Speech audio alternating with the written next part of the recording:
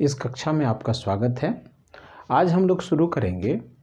हम लोगों ने मोशन चैप्टर को पढ़ा है। इसमें जो क्वेश्चन आंसर्स है उसको हम लोग देखना शुरू करेंगे। सबसे पहले प्रश्न बनाने से पहले आइए कुछ मुख्य बातें। एक चीज़ है कि किलोमीटर प्रति घंटा, किलोमीटर पर आवर से मीटर प्रति सेकेंड में किसी चाल को कैसे बदलें।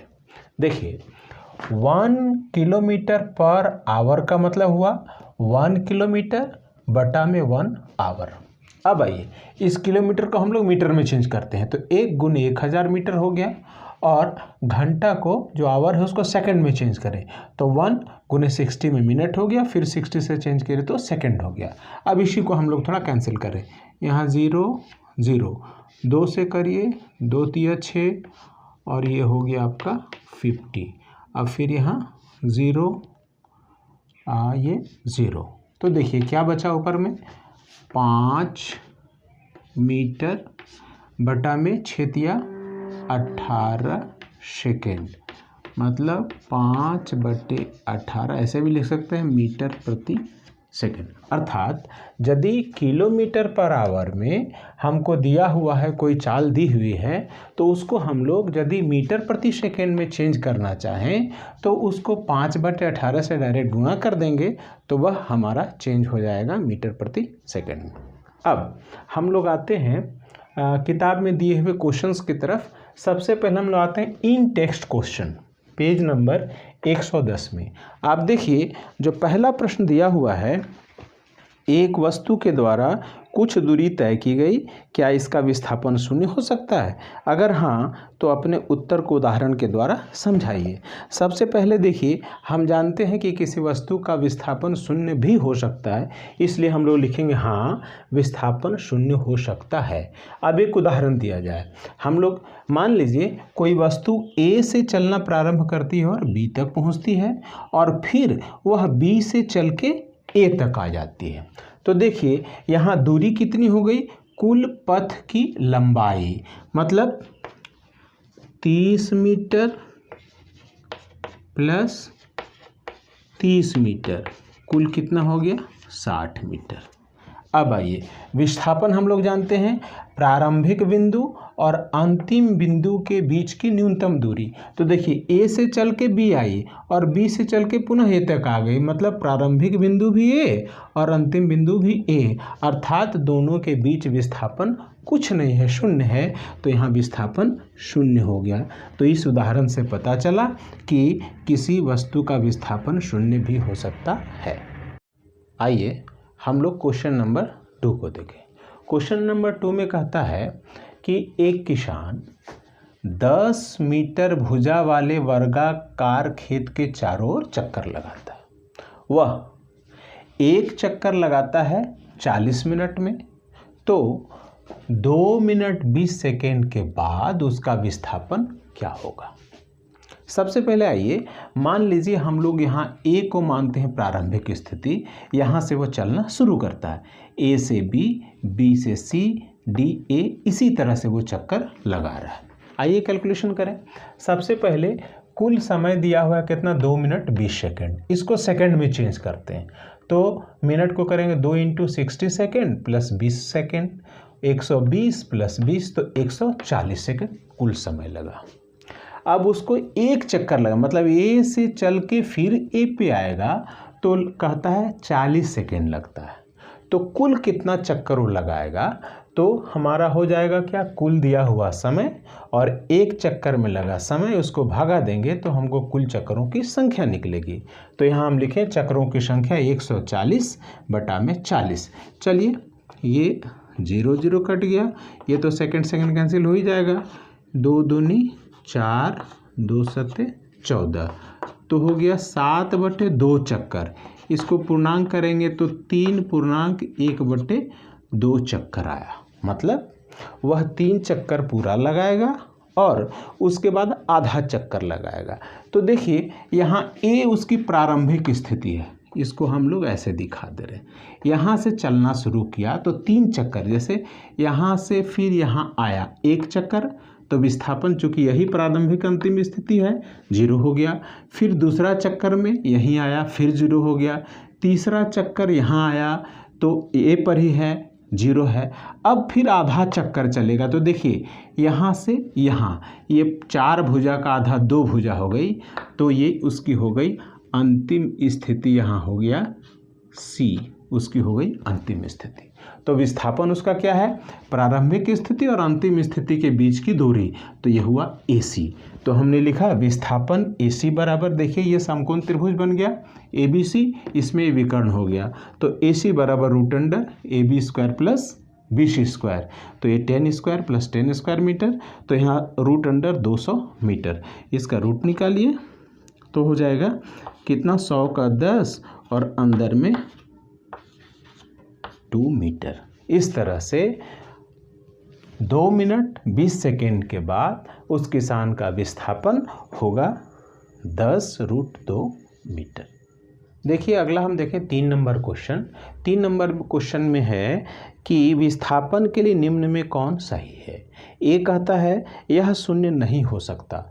हम लोग जानते हैं कि विस्थापन शून्य भी हो सकता है, इसलिए यह कथन सही नहीं है।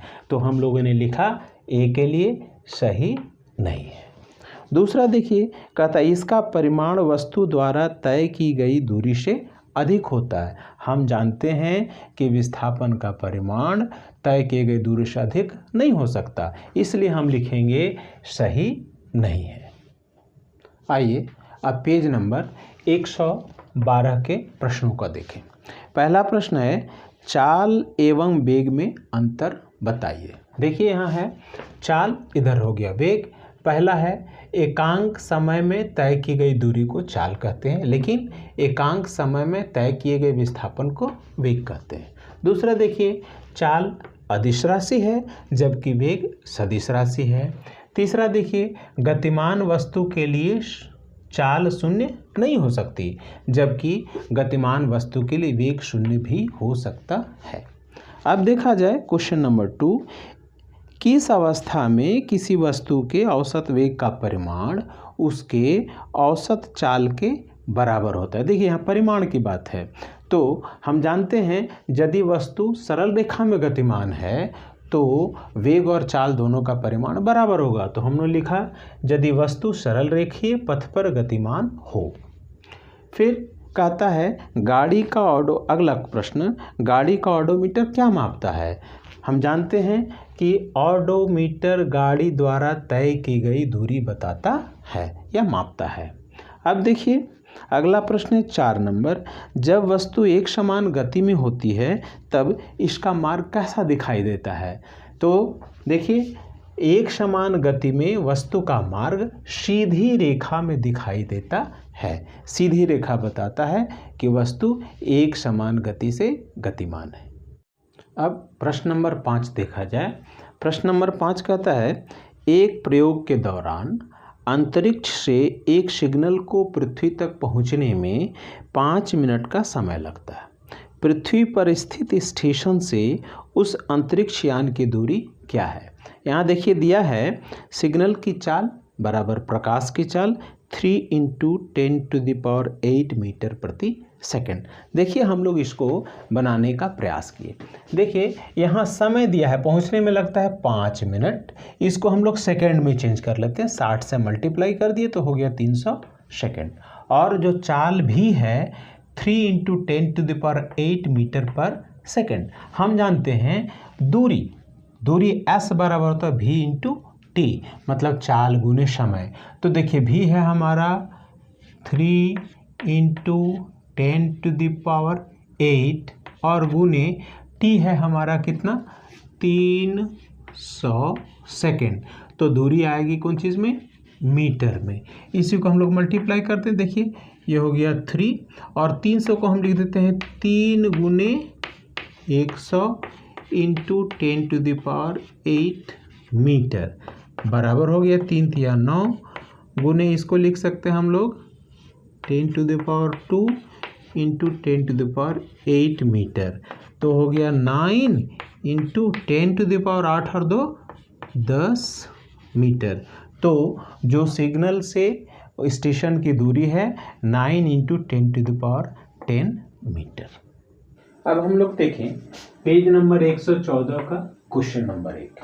इसमें क्या है, आप किसी वस्तु के बारे में कब कहेंगे कि वह एक समान त्वरण से गति में है। हम लोग जानते हैं कि यदि वस्तु के वेग में परिवर्तन समान समयांतराल में समान हो तो हम लोग कहते हैं कि वह एक समान त्वरण में है। इसलिए हम लोग लिखेंगे यदि वस्तु सीधी रेखा में चलती है और उसका वेग समान समय अंतराल में समान रूप से परिवर्तित होता है तो वस्तु एक समान त्वरण से गति में कही जाती है।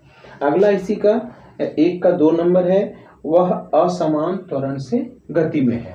तो इसी तरह से हम लोग लिख सकते हैं कि यदि वस्तु सीधी रेखा में चलती है और उसका वेग समान समय अंतराल में असमान रूप से परिवर्तित होता है तो वह वस्तु असमान त्वरण में कही जाती है। उसी को हमने शॉर्ट में लिख दिया है कि यदि समान समय अंतराल में वेग में परिवर्तन असमान रूप से हो। आइए अब हम लोग क्वेश्चन नंबर 2 देखें। इसमें कहता है एक बस की गति 5 सेकंड में 80 किलोमीटर प्रति आवर से घटकर 60 किलोमीटर प्रति आवर हो जाती है। बस का त्वरण ज्ञात कीजिए। ध्यान दीजिए, इसमें प्रारंभिक वेग u है 80 किलोमीटर प्रति घंटा पर आवर। तो हम लोगों ने सीखा है, इसको हम लोग पहले मीटर पर सेकंड में चेंज करें तो हो जाएगा 80 और इसको 5/18 से हम लोग मल्टीप्लाई कर देंगे तो हो जाएगा मीटर पर सेकंड। तो हो गया ये 400/18 मीटर पर सेकंड। उसी तरह से अंतिम वेग को v से डिनोट करते हैं। अंतिम वेग भी 60 किलोमीटर पर आवर। इसको भी हम लोग चेंज कर दें, बराबर हो गया 60/18 गुने 5 मीटर पर सेकेंड, बराबर ये हो जाता है हमारा 300/18 मीटर पर सेकेंड। और समय कितना, समय 5 सेकेंड, तो समय t बराबर 5 सेकेंड। अब देखिए त्वरण a बराबर होता है v - u/t। तो हम लोग यहाँ बैठा है, v हमारा ये है 300/18 माइनस 400/18 और ये पूरे में बटा है हमारा t हो गया 5। इसी को सॉल्व किया हम लोग, देखिए ये हो गया 18, यहाँ हो गया 300 माइनस 400 और ये पूरा बटा में है 5। तो इसको आगे हम लोग लें तो हो जाएगा -100/18 गुने 5 मीटर प्रति सेकंड स्क्वायर। चूंकि त्वरण का मात्रक ये होगा, इसी को हम लोग डिवाइड कर दें तो ये हो गया 20, 10 और ये 9, बराबर हो गया 10/9 मीटर प्रति सेकंड स्क्वायर। इसी को करेंगे तो लगभग आएगा 1.11 मीटर प्रति सेकंड स्क्वायर। इस तरह से हम लोगों ने उसका त्वरण ज्ञात कर लिया। क्वेश्चन नंबर 3 देखा जाए, ये कहता है कि एक रेलगाड़ी स्टेशन से चलना प्रारंभ करती है और एक समान त्वरण के साथ चलते हुए 10 मिनट में 40 किलोमीटर पर आवर की चाल प्राप्त करती है। इसका त्वरण ज्ञात कीजिए। देखिए कहता है कि यह रेलगाड़ी चलना प्रारंभ करती है, इसका मतलब चलने से पहले वो विराम में है, इसलिए इसका प्रारंभिक वेग u हो गया 0। चली है कितना, 10 मिनट, तो t हो गया 10 मिनट। इसको सेकंड में चेंज किए, 10 गुने 60 600 सेकंड। अच्छा, फिर वो 10 मिनट के बाद उसका वेग हो जाता है 40 किलोमीटर पर आवर, तो अंतिम वेग भी हो गया 40 किलोमीटर पर आवर। अब इसको हम लोग मीटर पर सेकंड में चेंज करने के लिए 5/18 से हम लोग मल्टीप्लाई कर देंगे। तो देखिए ये हमारा कितना हो जाएगा 20। तो ये हो गया 100/9 मीटर पर सेकेंड। अब हम लोग जानते हैं त्वरण A बराबर होता है V minus U by T. तो आइए यहाँ बैठाते हैं, V हो गया 100/9 माइनस U हो गया 0, और ये पूरे के बटा में हो गया हमारा समय कितना 600। इसी को आगे बढ़ाते हैं, यहीं पे बढ़ा देते हैं। तो ये हो गया 100/9 गुने 600 मीटर पर सेकेंड स्क्वायर। ये हम लोग अगर काट दें 0 0, तो ये हो गया 1/54 मीटर पर सेकेंड स्क्वायर। इसको हम लोग अगर चेंज करेंगे तो यह आ जाएगा 0.0185 मीटर पर सेकेंड स्क्वायर। यदि 2 डेसिमल तक लेंगे तो हो गया 0.01, इसको 9 कर दीजिए, 0.019 मीटर पर सेकेंड स्क्वायर। तो लास्ट में हम लोग स्टेटमेंट लिख देंगे कि जो रेलगाड़ी है वह 0.019 मीटर पर सेकेंड स्क्वायर का त्वरण प्राप्त करेगी।